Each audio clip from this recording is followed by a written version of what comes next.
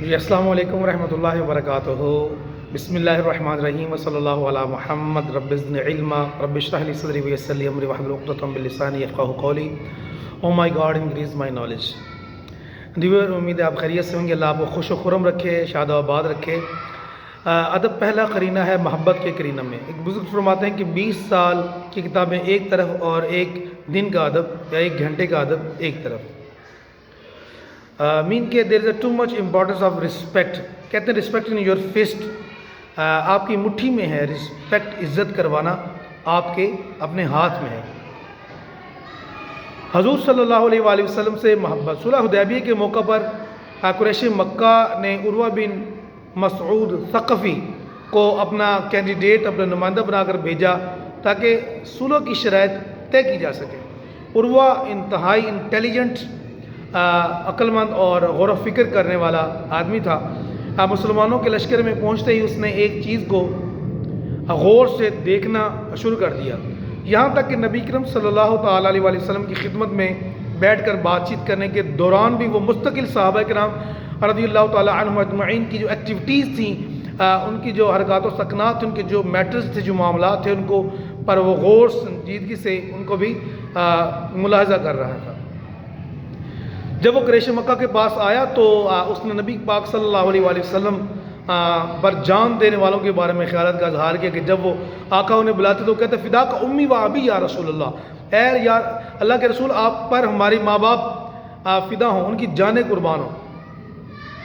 کہتا ہے اس نے اپنی قوم کو مخاطب ہو کے فرمایا، عروہ بن مسعود ثقفی جو کینڈیڈیٹ تھا، اس نے اپنی قوم کو مخاطب ہو کے فرمایا، یہ صلح حدیبیہ کے موقع کی بات ہے کہ اے میری قوم، اللہ کی قسم واللہ میں کیسر کسریٰ اور نجاشی جیسے بادشاہ کے درباروں میں حاضر ہوا ہوں، میں نے کبھی ایسا بادشاہ نہیں دیکھا جس کے اصحاب، جس کے کمپینین، جس کے ساتھی، جس کے رفیق اس کی جو ہے نا اس قدر اس کی عزت افزائی کرتے ہوں جتنی عزت محمد صلی اللہ علیہ وآلہ وسلم کے اصحاب ان کی کرتے ہیں۔ اللہ کی قسم وہ تھوک پھینکتے ہیں تو وہ ان کے صحاب رضی اللہ تعالیٰ عنہ میں سے کوئی نہ کوئی اپنے ہاتھ پر ان کو لے لیتا۔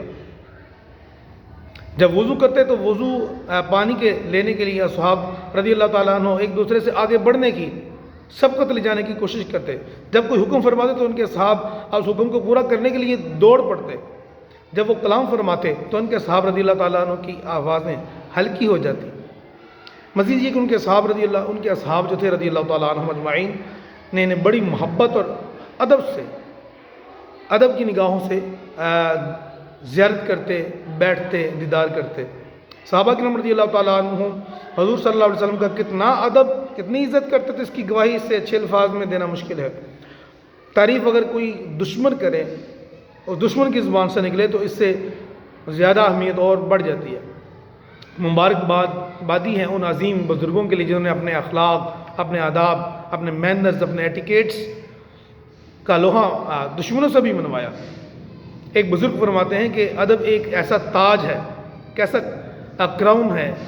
ادب از جسٹ لائک اے کرون، جو اللہ تعالیٰ کی لطف اور مہربانی سے ملتا ہے، اسے اپنے سر پر اور جہاں رکھے اور جہاں چاہے گا پھر رسپیکٹ پائے گا، عزت پائے گا۔ حضرت انس بن مالک رضی اللہ تعالیٰ عنہ سے مروی ہے کہ اگر کسی شدید ضرورت و تقاضے کی وجہ سے صحابہ کرام کو نبی کریم صلی اللہ علیہ وسلم کے حجرے کا دروازہ نوک کرنا ہوتا، کھٹکھٹانا ہوتا تو ازراہ ادب اپنے ناخنوں سے ہلکا ہلکا پش کرتے، نوک کرتے۔ مقصد یہ ہوتا تھا کہ اطلاع بھی ہو جائے اور زیادہ حضور کی جو ہے نا وہ نیند میں نہ ہو اور ان کے آرام میں، طبیعت میں طبیعت پر بوجھ نہ پڑے اور خلل نہ ہو، ناگواری محسوس نہ ہو آپ صلی اللہ تعالیٰ علیہ وآلہ وسلم کو۔ تو اللہ تبارک تعالیٰ کی بارگاہ میں یہ دعا ہے آپ اور ہم بھی اللہ کرے ایسے بن جائے کہ اپنے بزرگوں، نیک بندوں، اپنے اساتذہ کرام، اپنے استانیوں کا ادب کریں، والدین کا دل سے ادب کریں، ماں باپ کے ہاتھ چومیں۔ بہت سارے خاص طور پر جب پیسے لیتے ہیں اس وقت تو کم از کم چوم لیا کریں یار۔ پیسے بھی لے رہے ہوں چلو ہاتھ چوم لیں، اور تو چلو موقع، ماں باپ اگر پیچھے بھی کریں تو ایک موقع ہوتا ہے، تو ماں کے قدم چومیں، صبح کے وقت اٹھائیں، انہیں نماز کے لیے اٹھائیں، ہلکا سا کھیس یا بلینکٹ کمبل پر اٹھائیں، بوسہ دیں، آتے وقت بوسہ دیں، اسکول، کالج، یونیورسٹی اپنے کام پر آتے جاتے اسلام کی عادت بنائیں۔ ایک دفعہ جو جس نے محبت سے دیکھا اپنے ماں باپ کو، گویا اس نے حج مبرور کیا، یعنی مقبول حج کا ثواب ہے۔ صحابہ نے پوچھا یا رسول اللہ کتنی دفعہ دیکھی؟ اتنی دفعہ۔ آپ نے فرمایا چاہے 100 مرتبہ دیکھیں دن میں، 100 حج مقبول حج کا ثواب ہے۔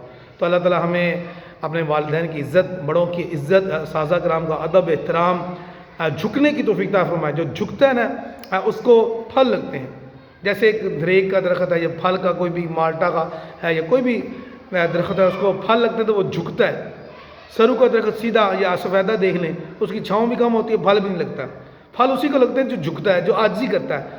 تو وہ کہتے ہیں نا من تواضع للہ فقط رفعہ اللہ، حدیث کا مفہوم بھی ہے، جس نے اللہ کے لیے اپنے آپ کو جھکایا اللہ اسے ہائٹنس، بلندی، عرفت عطا فرماتا۔